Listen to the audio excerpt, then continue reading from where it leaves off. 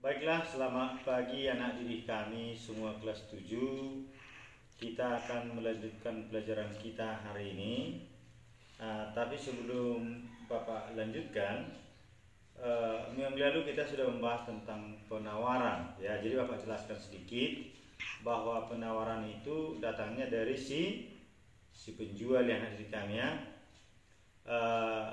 Ada sedikit perbedaannya antara penawaran dengan permintaan. Ya, kalau hukum penawaran ini antara harga dengan jumlah barang yang ditawarkan itu berbanding lurus ya. Semakin tinggi harga barang, maka jumlah barang yang ditawarkan akan semakin banyak ya. Itu hukum penawaran. Jika harga barang naik, maka jumlah barang yang ditawarkan akan bertambah, dan sebaliknya jika harga barang turun, maka jumlah barang yang ditawarkan akan berkurang. Sedangkan permintaan kan tidak, dia berbanding terbalik. Ketika harga naik, jumlah barang yang diminta sedikit, turun. Ketika harga turun, jumlah barang yang ditawarkan akan naik, kira-kira seperti itu. Dengan catatan bahwa yang mempengaruhi permintaan dan penawaran adalah harga. Sedangkan faktor lain dianggap tetap, itu yang disebut dengan ceteris paribus ya. Anak didik kami, grafiknya juga beda. Kalau kurva permintaan kan dia bergerak dari kiri atas ke kanan bawah, semakin melebar dia ke bawah. Sedangkan kurva penawaran dia bergerak dari kiri bawah ke kanan atas ya. Itu sudah Pak jelaskan kemarin. Jadi dia semakin lebar ke atas ya. Semakin naik harga, jumlah yang ditawarkan semakin banyak. Kemudian di kami pasar ya. Pasar ini sebenarnya pengertian klasik adalah tempat bertemu antara penjual dan pembeli ya. Untuk saat ini tidak lagi ya. Pengertian pasar itu sudah dibagi dua, secara konkret dan secara abstrak.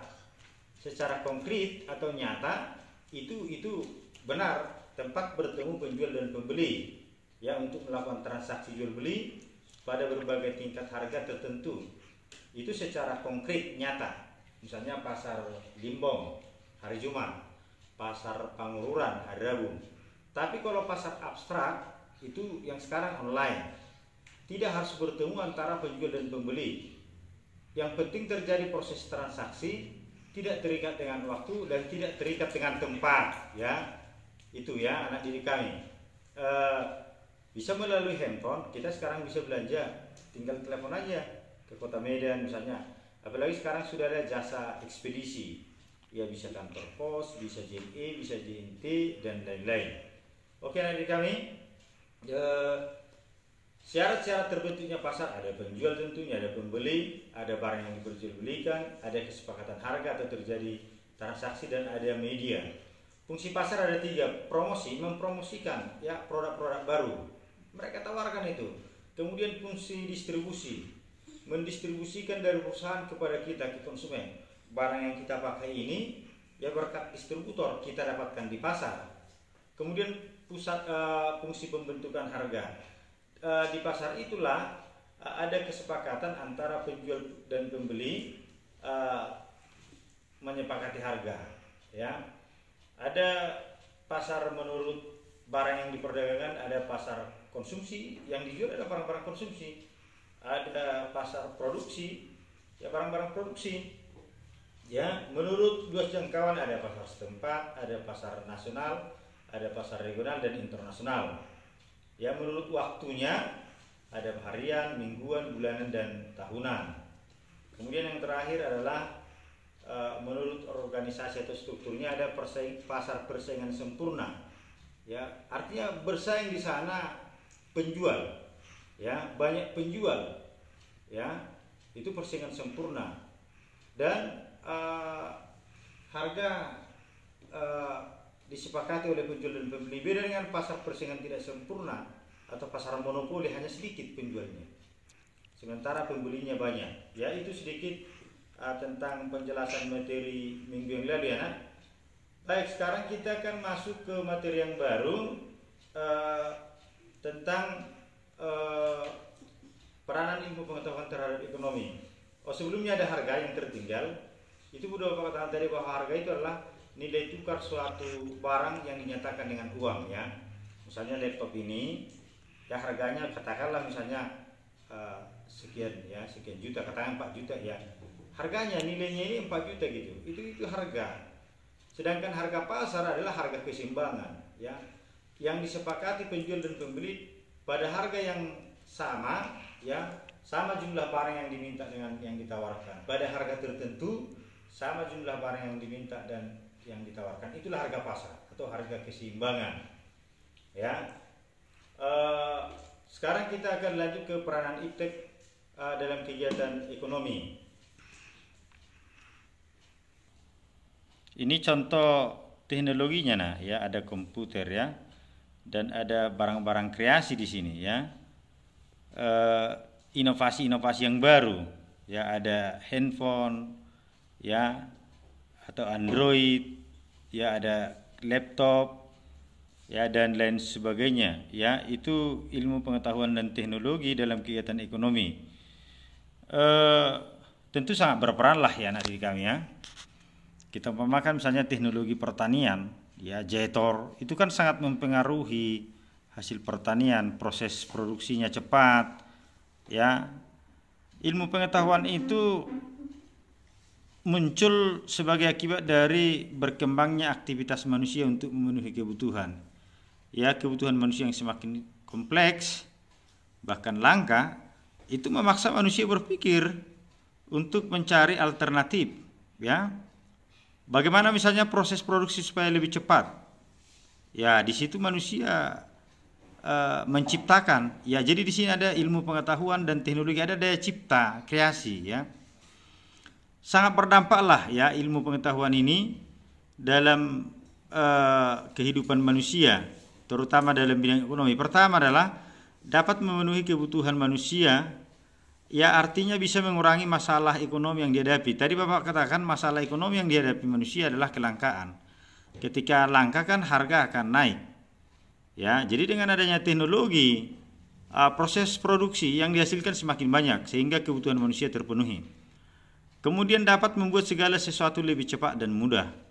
Ya, handphone, ya, laptop ini, ya, apalagi masa Covid ini, bersyukur kita ada teknologi. Bisa tetap pembelajaran berlangsung melalui WA, ya bisa melalui Zoom, bisa melalui video.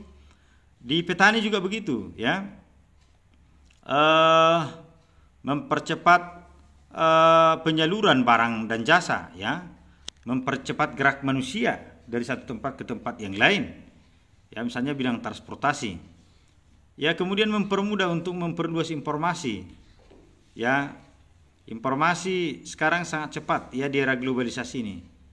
Ya, asal ada teknologi kita.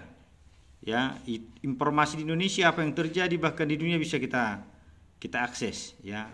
Tanya Mister Google, pasti tahulah ya.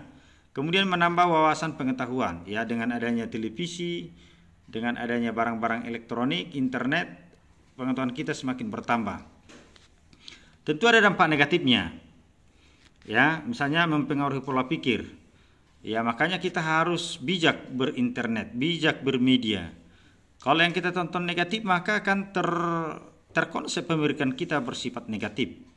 Maka sebagai seorang pelajar, kita akseslah yang berhubungan dengan pelajaran. Ya, kemudian dapat menyebabkan polusi. Ya, iptek, sepeda motor ya bisa membuat polusi, pabrik bisa membuat polusi, pencemaran. Kemudian dapat membuat orang semakin malas. Ya, banyak orang sekarang anak pelajar malas membaca. Ya, bermain game. Kalau ada soal-soal dari Bapak Ibu guru, langsung ke Google. Bukan membaca buku. Kalau disuruh orang tuanya, maunya, udahlah minta kunci naik kereta. Atau telepon saja. Malas jadinya. Itu dampak negatifnya.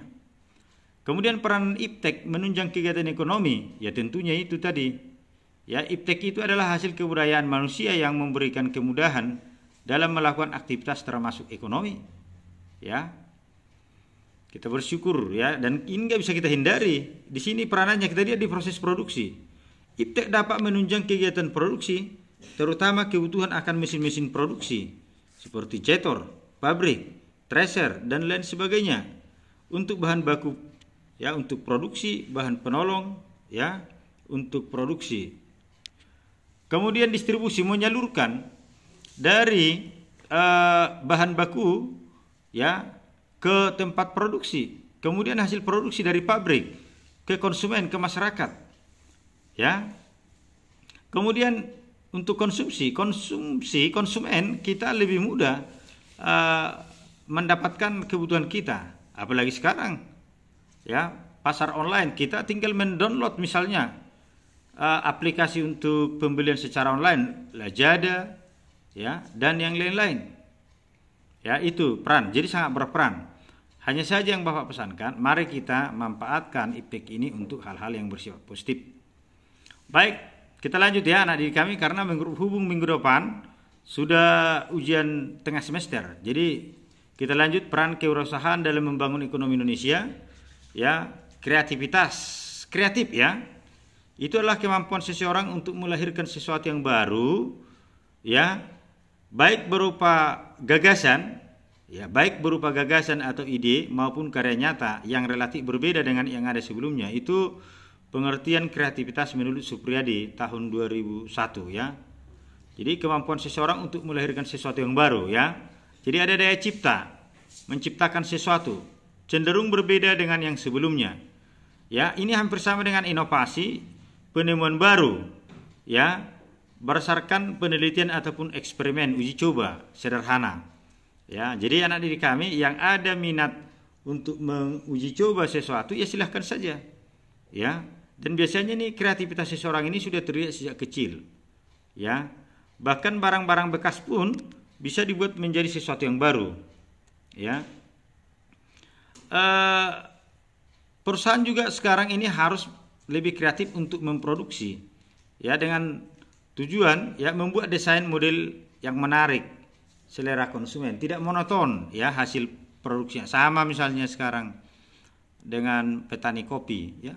Banyak sekarang petani kopi tidak lagi menjual kopi yang mentah, tapi sudah diolah. Bahkan buat usaha kopi shop, ya. Industri-industri kreatif saat ini. Ya, pembuat ulos juga tidak melulu lagi hanya membuat ulos, tapi sudah membuat songket misalnya, ya, tas misalnya, dan kreasi-kreasi yang lain. Kemudian berusaha menghasilkan barang yang lebih berkualitas. Ini tentu syaratnya, karena semakin berkualitas orang semakin tertarik, apalagi bisa lebih murah, ya. Kemudian membuat nyaman dan memberikan kepuasan kepada konsumen. Ya, kalau sudah berkualitas konsumen pasti akan puas. Kemudian ada corak, ada ciri khas, berbeda dengan yang lain. Kemudian produknya memiliki daya guna dan serbaguna, dan menghasilkan produk, ya, dengan harga bersaing. Ini contoh, ya, contoh orang yang punya jiwa wirausaha. Ya, ini dari botol apa ini? Minuman kaleng dibuat menjadi mainan anak-anak, ya. Itu dia orang-orang yang kreatif. Ya, ciri-ciri orang kreatif itu atau punya wirausaha itu entrepreneur, mempunyai kepribadian yang kuat, ya, bermoral tinggi, tangguh. Ya, percaya kepada Tuhan bahwa usahanya akan berkembang. Kemudian memiliki sikap mental seorang wirausaha, tidak gampang menyerah, tidak malu-malu, percaya pada potensi diri. Kemudian memiliki kepekaan terhadap lingkungan, arti lingkungan, mampu melihat potensi yang ada di lingkungan sekitar, ya. Kemudian memiliki keterampilan wirausaha, itu tadi, terbiasa berusaha, tidak malu, ya, tidak gampang menyerah. Kemudian memiliki kemampuan untuk mencari informasi, ya. Baik anak didik kami, demikian yang bisa Bapak jelaskan, mudah-mudahan bisa bermanfaat, ya. Nanti dibuat catatannya anak didik kami. Terima kasih.